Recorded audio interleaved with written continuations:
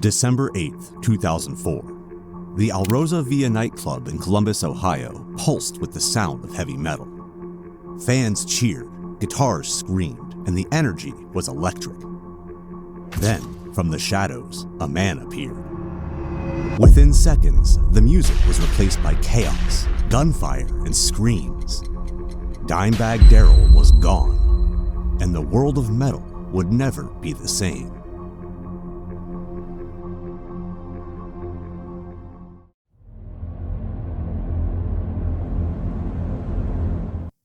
Darrell Lance Abbott, known to fans around the world as Dimebag Darrell, was born on August 20th, 1966, in Arlington, Texas.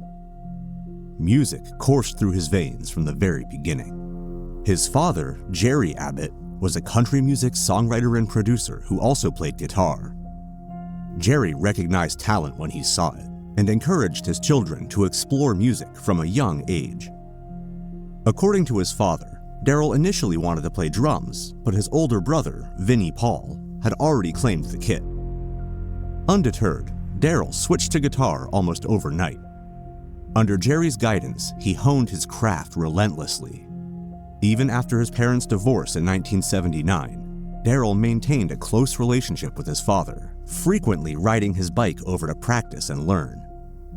By the age of 14, Darrell's talent had become undeniable. He was not only winning major guitar competitions, but was soon asked to judge them so that others could have a chance to compete. But Darrell was never one to rest on his achievements. He sought constant improvement, experimenting with sounds, bends, and harmonics that would later define the Pantera guitar tone. Music also became a point of connection with his brother. Vinnie Paul and Darrell spent hours in the garage, jamming, laughing, and forging a bond that would later become legendary. Their early collaborations were playful yet ambitious, and by their mid-teens, the two brothers decided to form a band, Pantera. What started as a local hobby would evolve into a career that changed the face of heavy metal. Rise of Pantera. Pantera began in the early 1980s as a glam metal band, reflecting the trends of the time. Their first 3 albums were filled with flashy guitar licks, big hair, and theatrical energy. But the band's trajectory changed dramatically in the late 1980s with the departure of original vocalist Terry Glaze and the arrival of Phil Anselmo. Anselmo's aggressive vocal style and commanding stage presence matched perfectly with Darrell's increasingly heavy and inventive guitar riffs. The release of Cowboys from Hell in 1990 marked Pantera's definitive shift. Gone were the glam stylings, replaced with a groove-laden, thrash-infused sound that would define heavy metal. Darrell's guitar work became instantly recognizable, a perfect mix of technical precision, searing solos, and a raw power that could shake arenas. Bandmates often describe Darrell as the heart of Pantera. Vinnie Paul, his brother and drummer, noted that Darrell's enthusiasm and humor kept the band grounded even during tense moments. Behind the scenes, Darrell was known for his relentless practice sessions, often experimenting with pickups, amplifiers, and tone to create his signature sound.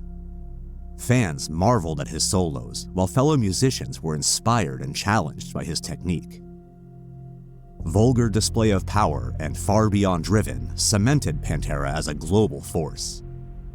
Albums went platinum and their tours filled arenas across the world.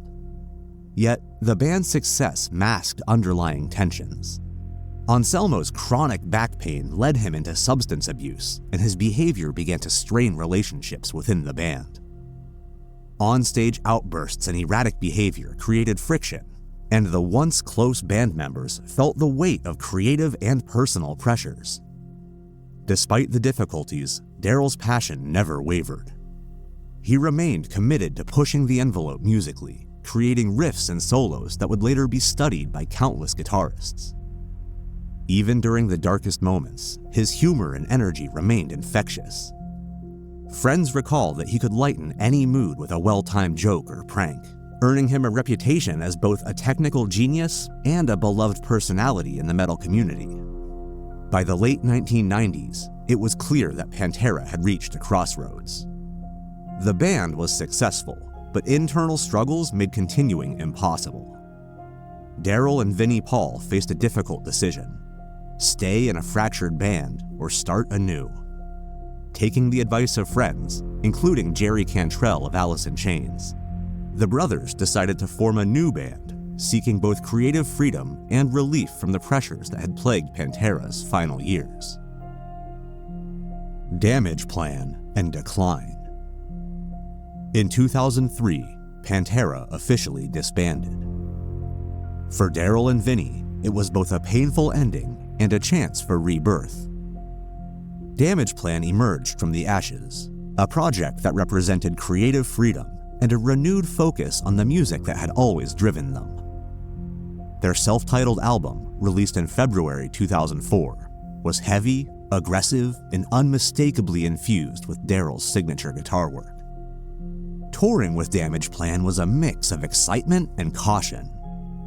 Darrell's dedication to live performance never faltered, and he played every show with the same intensity that had defined Pantera's prime.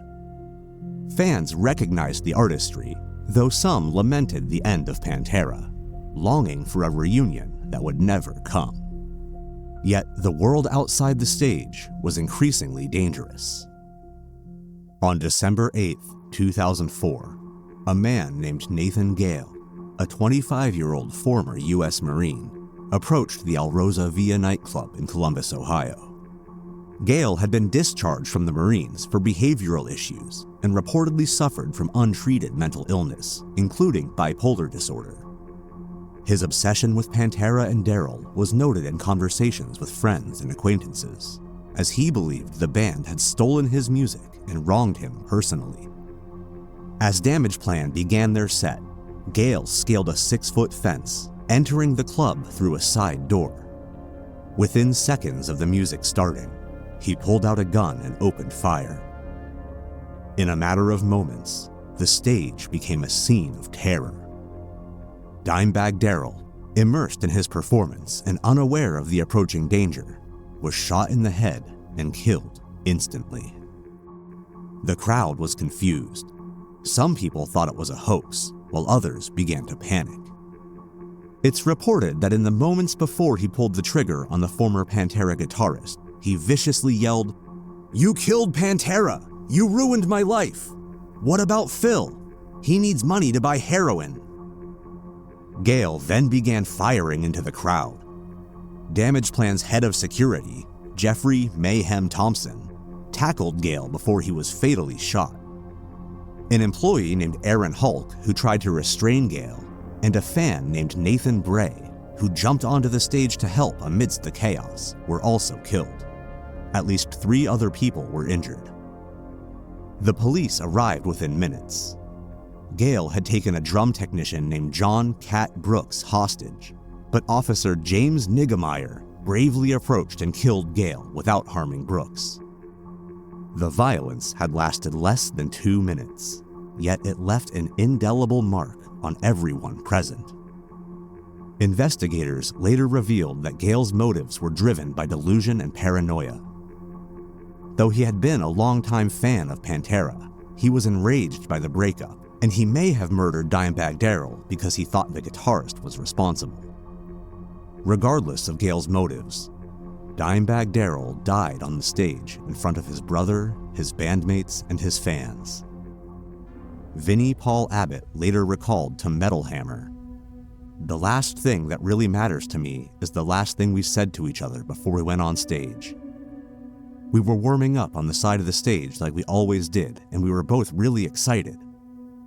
We only had 2 shows left, and we were going to go home for Christmas and to begin work on the second record." Vinnie Paul continued, "Our code word to let it all hang out and have a good time was Van Halen, man. And that's the last 2 words we ever said to each other. I said Van Halen, and he said Van Halen, and we high-fived each other and went on the deck to do our thing. And a minute and a half later, I'll never see him again." The tragedy and legacy. Dimebag Darrell's death devastated fans and fellow musicians worldwide. He was remembered as a virtuoso guitarist, a fearless performer, and a man whose love for music was inseparable from his life. Damageplan's music, though cut short, stands as a testament to his dedication, while Pantera's influence continues to shape metal to this day. The incident remains one of the darkest nights in the history of music, and Gale's heinous antics not only took 4 lives, but single-handedly changed the culture of metal gigs forever. Bands would no longer feel comfortable with fans joining them on stage, fearing that the events of this spine-chilling December night were tragically replicated. Darrell will be remembered as a metal great, but unfortunately, the horrifying circumstances around his death overshadow his immense career and remain an unavoidable truth. Thank you for watching. If you found this story compelling, please like, subscribe, and share. Until next time, stay safe and keep exploring.